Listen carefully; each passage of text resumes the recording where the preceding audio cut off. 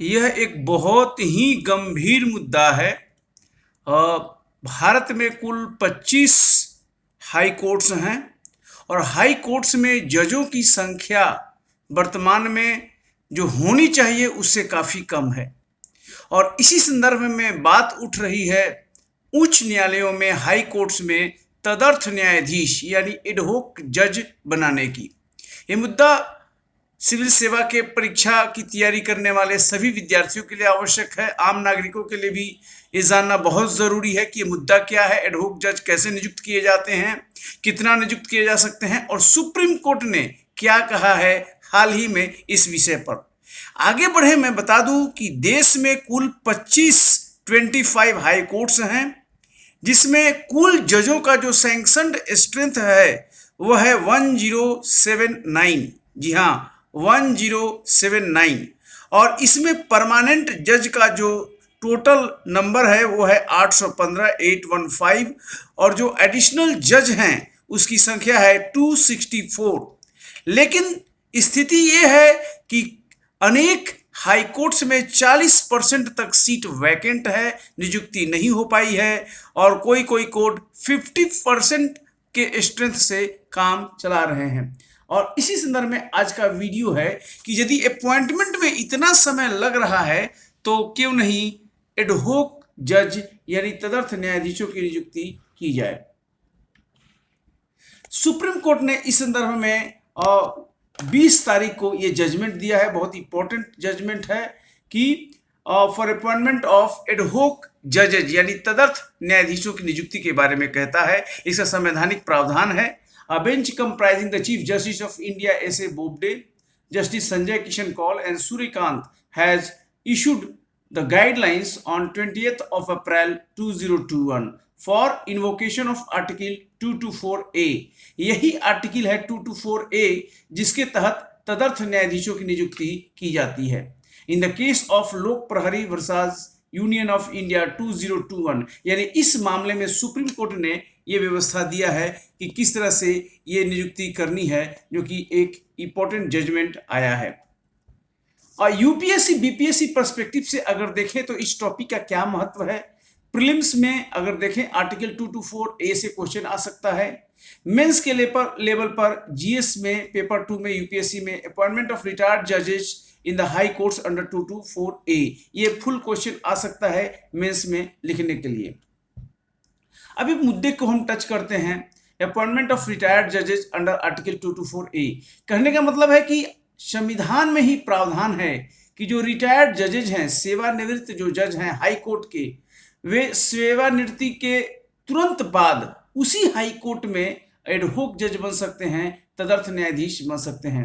The supreme court cleared the way for appointment of retired जजेस as एडहोक जजेस इन high courts under article 224A of the constitution. और supreme court ने रास्ता साफ कर दिया है। The court ruled that chief justice of high court may initiate the process of recommending a name if the number of judges vacancy is more than 20% of the sanctioned strength। Supreme court ने क्या कहा कि अगर जो sanction strength है यानी जो total number होना चाहिए हाई कोर्ट में, उस वैकेंसी में अगर 20% से ज़्यादा वैकेंसी है तो चीफ जस्टिस हाई कोर्ट शुरू कर सकते हैं एडहोक जज के नियुक्ति के बारे में फाइल को। The court said that the appointment can follow the procedure laid down in the Memorandum of Procedure for Appointment of Judges। MOP procedure है जिस तरह से जजेज नियुक्त किए जाते हैं, परमानेंट जजेस, वैसे ही एडहोक जजेस भी उसी MOP की प्रक्रिया से नियुक्त होंगे। The move will help to deal with mounting backlog of the cases। काफ़ी बैकलॉग हो गया है तो वो जजेज आ जाएंगे तो उससे आसानी होगा इन चीज़ों को करने में। Since the nominees have been the judges before, चूंकि so the need to refer the matter to IB or other agency need not to arise। इसमें जो नॉमिनी होंगे जिनको नियुक्त किया गया है वो रिटायर्ड जजेज होंगे, इसलिए इन मामलों को इंटेलिजेंस ब्यूरो को रेफर करने का सवाल नहीं उठता है। ट्रिगर पॉइंट कोर्ट ने जो कहा, सुप्रीम कोर्ट ने एक्टिवेट करने के लिए आर्टिकल 224A को, वो 5 है। If the vacancies are more than 20% of the sanctioned strength, यानी sanctioned strength टोटल और जो सीट है, नंबर है, जजों की संख्या है, हर हाई कोर्ट में अलग अलग होती है, उसका 20% से ज़्यादा वैकेंसी हो तो फिर ये प्रस्ताव आगे बढ़ सकता है। The cases in a particular category are pending for over 5 years, 5 साल से ज़्यादा पेंडिंग हो। More than 10% of backlog of pending cases are over 5 years, ये भी है। The percentage of rate of disposal is lower than the institutions of the cases either in the particular subject matter or generally in the courts. Even if there are not many old cases pending, but depending on the jurisdiction, a situation of mounting arrears is likely to arise if the rate of disposal is consistently lower than the rate of filing over a period of year or more.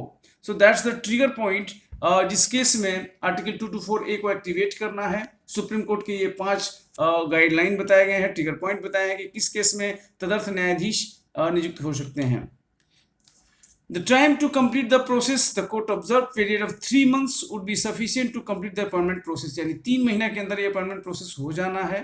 The court also held that the reference to IB और agencies will not be required. IB को नहीं भेजना होगा क्योंकि इसमें जो retired जज हैं उन्हीं का नाम जाना है, इसलिए यहाँ IB से वेरिफिकेशन की भी आवश्यकता नहीं होगी। टेन्योर ऑफ अपॉइंटमेंट, कितने समय के लिए तदर्थ न्यायाधीश नियुक्त किए जा सकते हैं? पीरियड बिटवीन 2 to 3 years, 2 से 3 साल के लिए। और कितने हो सकते हैं? नंबर ऑफ एडहोक जजेस should be in the range of 2 to 5 in A high court, 2 से 5 तक हो सकते हैं किसी भी हाई कोर्ट में। Basic about article 224A, that is it allows the chief justice of a high court, ये चीफ जस्टिस हाई कोर्ट का जुरिडिक्शन है, टू अलाउ अ रिटायर्ड जज of any high court to sit and act as a जज of the high court for that state. तो ये important है। Chief justice जो high court का है वही इनिशिएट कर सकता है, वो किसी रिटायर्ड जज को अलाउ कर सकता है कि वो जज के रूप में काम करे। ये 224A में प्रावधान है, कॉन्स्टिट्यूशनल प्रोविजन है। Previous consent of president is necessary, राष्ट्रपति के प्रायर कंसेंट से ही वो रिटायर्ड जज के रूप में बैठ सकता है। Ad hoc appointment can not be substitute for regular appointment, ये इंपॉर्टेंट बात है कि एडहोक अपॉइंटमेंट इसलिए हो रहा है क्योंकि परमानेंट अपॉइंटमेंट में टाइम लग रहा है और इसीलिए ये सब्स्टिट्यूट नहीं हो सकता रेगुलर अपॉइंटमेंट का। द एक्टिंग रिटायर्ड जज would be entitled to such allowance as president may by order determine and have all jurisdiction powers privilege of but shall not otherwise be deemed to be a judge of the high court। जो acting retired जज होगा, जो एडहोक जज के रूप में काम करेगा, वो सारा होगा, लेकिन वो हाई कोर्ट का जज नहीं होगा, वो एडहोक जज कहा जाएगा। This article was not part of the Constitution in 1950. It was inserted by Constitutional Amendment 15th Amendment 1963. ये अमेंडमेंट 15th अमेंडमेंट के द्वारा इसको इनकॉर्पोरेट किया गया। दैट्स इंपॉर्टेंट प्रोविजन, जो बाद में था, ओरिजिनल कॉन्स्टिट्यूशन में ये नहीं था। So why ad hoc judges? That's a very important question. The Supreme Court bench has noted that there are almost 40% vacancies in the High Court, with many of the larger high courts working under 50% of their sanctioned strength. क्योंकि regular appointment में time लग रहा है, vacancies 40% से भी ज़्यादा है, इसलिए इसको जरूरत पड़ रही है। Against section strength of 1080 high courts जजेज 664 have been appointed but 416 vacancies still remain. और इसलिए एडहोक जजेज, तो एडहोक जजेज का अपॉइंटमेंट के बारे में मैंने आपको सब प्रोविजन बताया और ये वीडियो आपको NKT IAS की ओर से प्रस्तुत किया गया। अच्छा लगे इसको जरूर लाइक कर सकते हैं, सब्सक्राइब कर सकते हैं। बहुत बहुत धन्यवाद, थैंक यू।